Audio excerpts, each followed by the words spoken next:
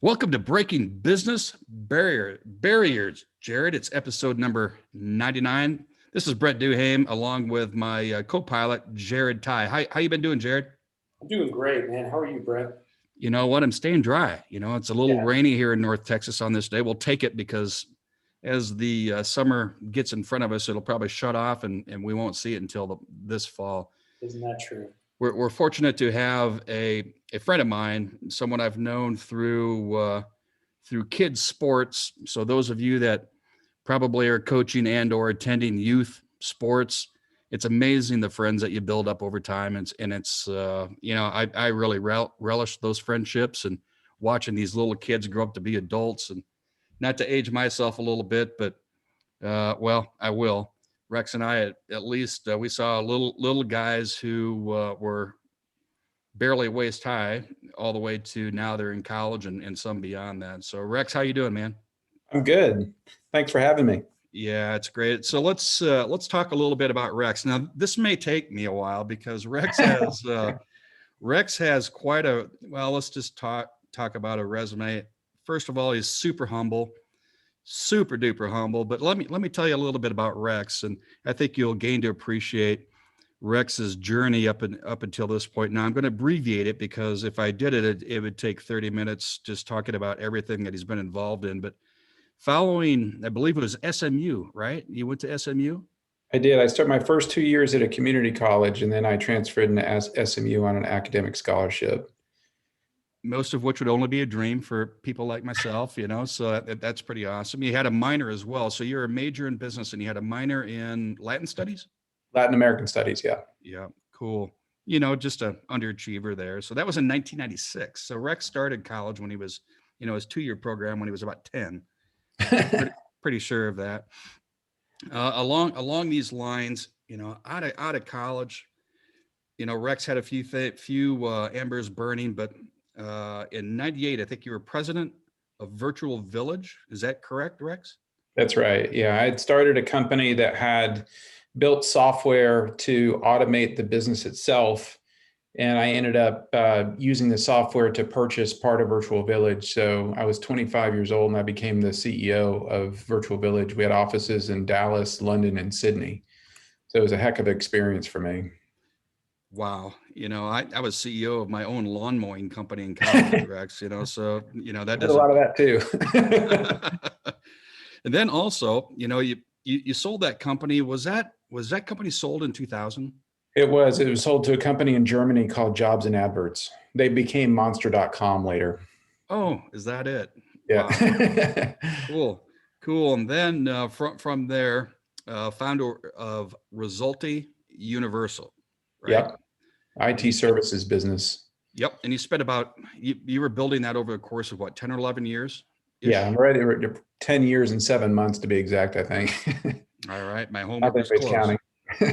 Yeah, right. Never a hand-wringing moment in any of that time, I'm sure. No, not at all. Then sold that in 2007. Yep. And then founder of Timberhorn. Yep. And you owned you and your team, because I know you give a lot of credit to your team. Some of those team members have been with you for a long period of time. You had that about 6 years, then sold it. Is that right, Rex? Yep. That's exactly right. And then on to Asset Panda, which is pretty cool. I remember Brandon, my son, talking about it. The name, what animal were they going to name it? And it was really cool. Brandon, my son, thought that was pretty cool. But you've had Asset Panda, and we'll get into that a little bit. You've had that since inception, day one, for about 9 years now, going on 10. That's right. Yeah, going on 10. Well, that's it, man. All right, we'll just end it right there. Rex, I'm not sure when he found time to do coaching and do all those things with a beautiful family and what have you. But Rex, we're glad to have you. As we always say, Rex, where can people, as aspiring entrepreneurs, or people just want to know more about your story, where can they best find you on social media? I think LinkedIn, just rex.kurzius, is probably the best spot for me. So you've been active on LinkedIn for quite some time. Do you think that's a strong tool for those of us in business and other professions? I think it's a great tool for networking and then just keeping in touch with people. I find it to be very effective. Right on. All right, let's get into it, Rex. All right, there's a you've been an entrepreneur your entire life, essentially. Essentially, yeah. What drove you? What's the driver? I mean, how the heck did you decide? All right, I could have this job or that job. That security of a paycheck. What if there were one or two things, Rex? What really steered you in that direction? Yeah. So for me, it goes all the way back to my childhood. My father owned a bakery and he named it after my older brother and I, called it Dan Rex Bakery. So when I was a kid, I was always at work with my dad. And I actually thought as a kid, like we baked bread, maybe Brent, your family owned the oil company or Jared's company owned the telecom company. So I just thought that's the way the world sort of worked. And when I was 10 years old, we moved to Texas and my father died suddenly of a heart attack. And when he died, it really, I was only 10 years old, but I could see, I was old enough to know the strain that it put on my mother. I was old enough to know that our family was going through some real difficult times to the point where we were on the verge of being homeless. And the only reason we weren't is my grandparents on my mother's side agreed to move to Dallas and let us live with them. So I experienced kind of the euphoria of being in a family where my dad has his own business, and then experienced the other side of the tracks. And I just decided that I never was going to live that other way again. And as I began to get a little bit older, because my dad had planted that entrepreneurial bug, I just, my option plan A, B, and C were all building my own companies. I just didn't know what kind of business I wanted to get into. So fueled by immediacy of your family, Yeah, pretty cool. And then the I want to try to tragic help loss, my family. yeah, the tragic loss of a father and a very good father figure. And then Hmm. all of a sudden, what the heck do we do? Because Yeah. it changed significantly. And God bless your grandparents for, you know, Oh, good that's, people. yeah, beauty. Yeah. Beauty of having Wonderful family people. around. Absolutely. Yeah, wonderful people. I feel very fortunate. My grandfather was a World War II Marine. Wasn't highly educated, maybe fifth grade, but he might have been the smartest man I ever knew. And he really instilled the concept of work ethic and drive and passion. So they kind of altered my DNA a little bit to make sure that I was going to compete at the highest level no matter what I was in. So I'm very fortunate to have my dad give me the entrepreneurial spark and then my grandfather give me the work ethic portion of it. Rex, That's great. I love what you said about, you just felt that owning a business was the only way to go because your parents, that's what your parents did. I think a lot of times as parents, we underestimate, the influence we have on our kids. No, But I think that's absolutely. super cool that, you just thought, well, that's what my dad did. So that's what everybody does. Yeah. And a lot of times I think we get constricted by other people's opinions about the way our lives should go. And, for me, I've always found a lot of success in if the rest of the world's turning right, making a left. Yeah. And I always had the concept, no matter what I was going to do in life, I wanted to be the best in the world at it. So I was willing to put in the hours, whether it be the actual work, studying, attending conferences, like whatever I had to do to be better. And every day my goal is to be a little bit better tomorrow than I am today. And I still do that to this day. And I hope I'll do that the rest of my life and the rest of my career. I love that concept of looking for the opportunity in, contrarian behavior, if you will, doing what the pack is not doing. I'd be curious if any specific stories come to mind of times when, everybody was doing one thing and you said, hey, I'm going to do something totally different. I know I'm putting you on the spot, so you may need to come back that one.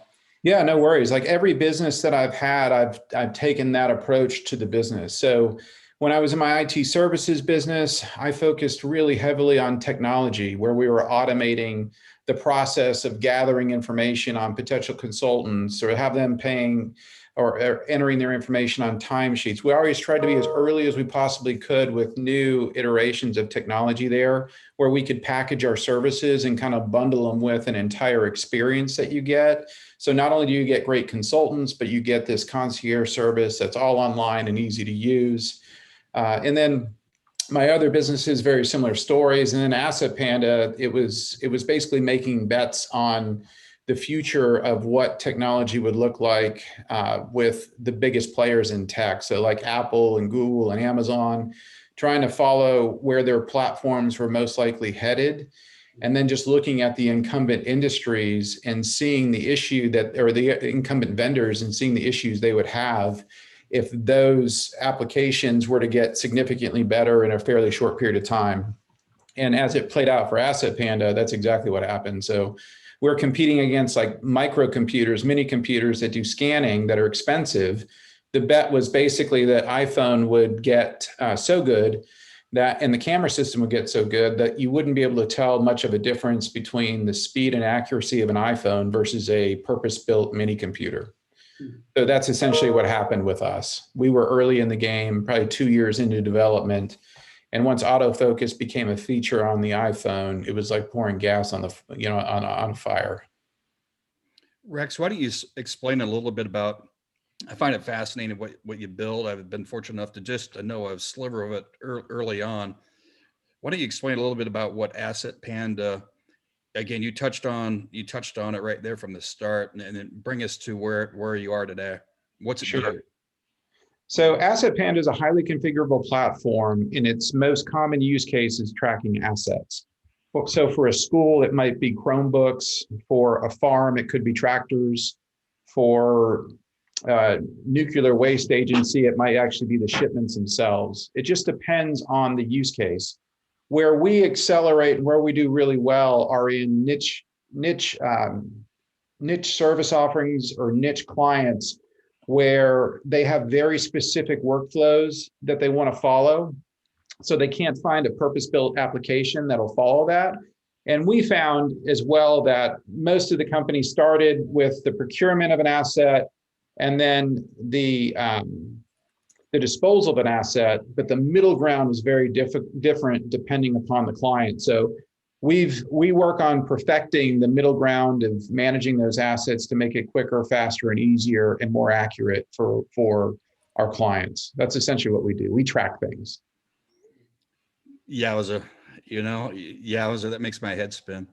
Jared, that bringing that idea, Rex, to fruition, going against some of the best tech out there on the planet right here in the United States, right? Yep. I like that. I like the challenge of that. I like the idea of going toe to toe because it doesn't matter how big or small a company is. We all have strengths and weaknesses. And if you can identify some of those weaknesses, you can capitalize on it. It could be as simple as a business model or as complex as actually how the software itself works. But I like going toe to toe with the best people on the planet. I don't want to compete with just the folks down the street. I want to try to create something that is global. So that's the drive part of me. It's about significance and legacy now. It's not necessarily just about building a company up to sell to somebody. Rex, you have a tremendous amount of experience coming right out of college, and like we said, you didn't dip your toe in the water. You dove, and then asked how deep it was later, which is truly an inspiration, I think, to anyone listening. Certainly has been for me as watching what you've done. Has there been, with your most recent creation, you and your team, you credit your team a lot. Was there a particular time that we've all had forks in the road? Could be personally, Could be professionally. People may be listening going, oh, Rex started 4 or 5 different companies. He's seasoned pro, maybe a few hours of really hard work every day, tongue in cheek. Was there a fork in the road with Asset Panda, your most recent creation? Yeah, no question. And, every time when I approach a business like this, I put everything I have into it. It's like going into the ring with in a heavyweight fight. And you have to expect that you're going to get hit a few times. And in business, sometimes you get hit a lot and you learn a lot. The first 4 years of Asset Panda were very difficult because we were trying to define the FMP and the PCP. And the FMP is a fundamental marketplace problem that exists outside of incumbent vendors, and the PCP is a perfect client profile. And you're constantly trying to match those two things across industries. So it can get complex and a little bit confusing with so many different considerations. But there were two very distinct forks in the road for Asset Panda. The first was when I built the app originally, I thought that business to consumer was going to be the appropriate play. Just because a lot of people in the US, I think there's 300 something million people, let's say 50 million of those people own homes or they rent apartments and they have renter's insurance. Well, I thought it's a big enough market. We can get critical mass over time, potentially. And then every insurance policy I read and all the insurance companies I talked to said that to adjudicate a claim or a loss, you had to have a detailed list of the contents of everything you owned. And I know those people didn't do it. I know I didn't do it. So we released it and it was not successful. We had some people, we just weren't getting the volume that we needed. And our claim to fame was a supermodel in London. Her name was Aman. She used to be married to David Bowie. She was using the application. So I came to a fork in the road there. It's like, I can't continue down this road of B2C because there's just not enough revenue and lifeblood to continue a business. So I pivoted the business to a B2B play. And our big break came when the state of Tennessee moved from PCs and first responder vehicles to tablets, and they needed to move to an app. So we did a lot of work to basically modify our home use app for business. And then we started getting a lot of traction. We did content marketing on the success that we had, and we got more and more clients over time. So that was one fork. The second is when you understand that FMP, so that fundamental marketplace problem, and you're tying it to that perfect client profile, and you're doing it for personas, which I mean, when I say personas, I mean, instead of focusing on the industry, focusing on the job the person does, regardless of what industry they're in. So if you're a director of IT at a school, you're probably going to have the same types of problems that you might have if you were the director of IT for the city, kind of thing. So we came to a fork in the road where if you go left, you create a purpose-built product and you try to be best in the world for maybe first responders or police or just pick any category. Or you go to the right and you create an open-ended platform that can be configured to handle quite a few different use cases. And, you know, there's pros and cons to both sides, but we went the platform route. So Rex, I love hearing about how, cool products like this came about. So you said basically you just kind of had a thought one day that, hey, there is a need to track, assets, physical assets, it sounds like. And you said, why don't I create that? It was, so I'll give you the blueprint for it. So I was intentionally looking for a highly scalable software concept. My older brother is the founder of a company in Atlanta called MailChimp. And, I got to watch him grow that business over time. Now it's well over $1 billion in revenue. And as he was growing that, I realized some of the fundamental problems I had in my IT services businesses. They weren't nearly as scalable. They were very expensive businesses. But when I looked at the tech side and saw the scalability and distribution of it, I really wanted to go there. So I had a very open mind, and I was kind of looking at everything around the world to decide what to actually choose. And then I created basically a list of criteria that any business that I was going to get into had to meet. So on the business side, there were things like it had to be recurring revenue, it had to be on a mobile device, it had to solve a ubiquitous problem that everybody had, it had to have the ability to be globally distributed. And I wanted a shot at trying to build $1 billion company. So it had to have a big enough potential market that I could at least take a shot at that. And on the personal side, I didn't want to risk any more than 10% of my net worth. I didn't want to have to travel significantly for business. I had a number of things there as well. So as I was looking around the world, there were three things that happened. The first is I had started Timberhorn. And Timberhorn was basically a very similar business to the one I had before, Resulte. And as we mentioned, I had the first one a little over 10 and a half years. I had a 3-year non-compete, it expired. And we had just made it through the Great Recession, and a lot of companies were starting to increase capital expenditures. So so I decided that I would get back in that business, but the game I was going to play is I wanted to build the company the same size as the one I had sold 3 years earlier, but I wanted to do it in half the time. So we ended up doing that. We ended up selling it in 65 months. So, but when I was doing that, I bought a lot of equipment and we had a hard time tracking it. We tended to use Excel spreadsheets that were hardly ever updated. And then the system of truth was supposed to be my QuickBooks application and their fixed asset ledger. But the problem with that is the information was only as good as what our accountants would enter in the system. And the vast majority of people in our company were not accountants and didn't have any access to update their system. So they'd update the spreadsheets on occasion. And it was just a very clunky way to work. So that was one point of inspiration. The second, I was touring India with the senior management team of Southwest Airlines. And I was in Bangalore and I saw a young man that had a bicycle. He had 8 propane tanks that he was delivering, and he had a $1,000 smartphone in his hand. So he would deliver an asset, if you will, and people would sign off for it. That was a second point of inspiration. You know, going to a country and seeing someone with a very expensive device kind of told me that everybody on planet was going to have one of these things very soon. And then the third thing was I had a friend whose house burned down. And in that process, he tried to make a claim to the insurance company, and they told him, you know, we need to know everything from how many pairs of socks you had, how many spoons you had. So between those 3 things, asset tracking came to the front of my mind.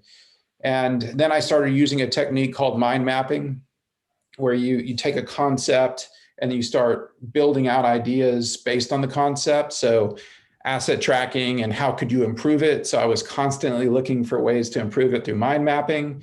And I evaluated multiple markets that could have been potentially interesting markets for it, and in use cases of problems it could solve. And then I'd look for similarities between the mind maps, and it was like a glaring, obvious opportunity to me once I went through that process. There were so many points of connection between the benefits of tracking it for your house, or a loss for delivery of an asset, or just for tracking it like I wanted to do at Timberhorn. So I knew I had found a market that was essentially underserved, because I was a business owner who was underserved. And that's basically the passion and the drive that went behind it. I realized I had a market that hadn't been tapped, and it was a highly fragmented market worldwide. And if I could create a brand that was innocuous and it could, you know, essentially be tongue in cheek in almost any language in the world, like Asset Panda is, that we would have a chance to become the global standard for tracking assets. And that's why I get up every morning, and that's what my drive is. And, you know, come hell or high water, that's what I want to do. So a couple of really cool takeaways from me, you know, number one, the fact that this idea didn't just come to you in a dream, like when Paul McCartney wrote the song Yesterday and it just came to him. Yeah. You know, were very intentional and proactive, and, you know, you were trying to create something that's super cool to me, that not only were you trying to think of something, but you had a, you know, strict list of parameters that you wanted that business to meet. Another cool takeaway for me is just the recurring, you know, theme of family, how, you know, your brother created a successful business that I use, by the way. Awesome. And, you know, that influenced you. So, you know, one thought that's going through my head right now is, you know, for our listeners is, guys, choose who you're allowing to influence you. You know, if you're not, you know, fortunate enough to have family members that are, you know, that think like this, find people who do and give them a call. And, you know, you'd be shocked at how many people are very receptive to that kind of phone call. I see that in my industry. You know, I've reached out to some of the most successful realtors in, you know, the area, and they always are happy to talk and happy to share their, you know, secrets. So that's, you know, a good takeaway for me is, you know, be proactive in finding people like these influences that you've had to influence us. Absolutely. Mentorship is massive. It's incredibly important. Sometimes just comments and a different way of looking at the world makes all the difference in the world. Love it. Yeah, it's awesome. Before we move it along, Rex, you talk about team and building that team of people that you obviously that you trust and trust and love. And how important is a team to not only just your success, but the success of everyone involved in your company or companies? It's everything. It's the only thing. I tell people all the time that culture is the only durable competitive advantage any company anywhere will ever have. Technologies come and go. Cash comes and goes. Your positioning in marketplaces comes and goes. What doesn't change, though, is how your employees feel about what they're doing every day and how driven and how motivated are they to make it happen. And, as you grow, your business scales, and some people do really well in the early stage and some people do much bigger in the bigger stage. So you have different people that kind of come and go through the life cycle of the business. Some of them stay the whole time, but that really typically doesn't happen very often. It's the mix of people that you have in your team, what understanding clearly what the vision is and knowing what their part is in making that vision a reality. I call it the 3 C's: clarity, communication, and culture. Yeah, right on. I'm with you all day long. Love it. All right, we've talked a lot of serious stuff here, Rex. You do have a pretty darn good sense of humor. So, hey, in looking back on your life, or maybe something that happened most recently, something that could crack us all up, the lighter side of Rex. Yeah, I believe that, you should work hard and play hard. So throughout my career, I've tried to tie in as much fun as I possibly can have. So I've taken sales teams all over the world on incentive trips. We played lots of different kind of fun, interesting games in the office. So if you don't have fun, what's the point of doing what you're doing ultimately? But I'm trying to think of a funny story. I will tell you one, and I don't know, it'll be interesting to see how you think about this. But so I was on my way to take my son Carl to school, and Carl was complaining of a pain he had in his stomach, and he normally has a really high tolerance for pain. And the closer we got to the school, I could tell he was really in distress. He was kind of hurting. So we took him to Children's Medical Center. Long story short, turns out he has appendicitis and has to have emergency surgery. So he has that and he's fine. Everything's good. But that day, I had a meeting at my biggest client, a company called Bass Pro Shops in Springfield, Missouri. And I was supposed to present to 50 people, and a lot of those folks were flying in from all over the country. So instead of canceling the meeting, I called a couple of my lieutenants and asked if they would take the meeting for me, and I sent them the presentation. Well, they go and we're talking to the doctors and we're getting good feedback. His surgery went great. And my phone shows a call from one of the guys, but it's right during the presentation. So I pick up the call. These guys accidentally flew to Springfield, Illinois instead of Springfield, Missouri, and ended up missing the presentation. But God, I laughed so hard. Just the idea that these guys said, I want to go to Springfield, and didn't pick the state. Cracked me up. That is pretty good. And it was so funny. How was the eloquence and the recovery after that, FUPA? Oh, we just called Bass Pro Shops. We told them exactly what happened. They thought it was hysterical too. And they ended up rescheduling the meeting a couple weeks later. But, I think the moral of the story, everybody did the best job they could in that scenario. And just being honest with the client to tell them what happened made it a funny, interesting thing versus, oh my God, they missed the meeting kind of thing. And just being human and just communicating exactly what happened kind of goes a long way, I think, especially when you run into some adversity. Rex, that's a great story. Some would go into a corner and start crying and curl up and cry, and the world is crashing, right? That's pretty awesome. Lemonade out of it. That's a great, a lot can be learned with a belly laugh, and it sounds like a lot was achieved through that. So that's pretty cool. It looks like we lost Jared on a little technical deal, but as we get ready to wrap up, Rex, here's one I don't put on our sheet. you happen to be, I think you're a music lover. So if Jerry Jones gave you a call, and for those that know me and been on this, have listened to the show, live in Frisco, Texas, all kinds of sports stuff around here. Jerry Jones and the Dallas Cowboys have their corporate headquarters pretty close to where where we all live, actually, Rex, myself, and Jared. If Jerry gives you a call, Rex, and it doesn't happen to be anything to do with Asset Panda, which you probably do business with them anyway, but says, hey, you know what, Rex? I think I want to fill up the Ford Center, the place where we practice and the high school kids play. It's beautiful, right? Mm-hmm. But we want to bring in the best band ever, but you choose, it's your choice. So bring it on, and we'll be there and let's go. Who will that be, Rex? I would have to say it would be you two performing the Joshua Tree live for us all. Man, I'm with you. I'm with you on that one.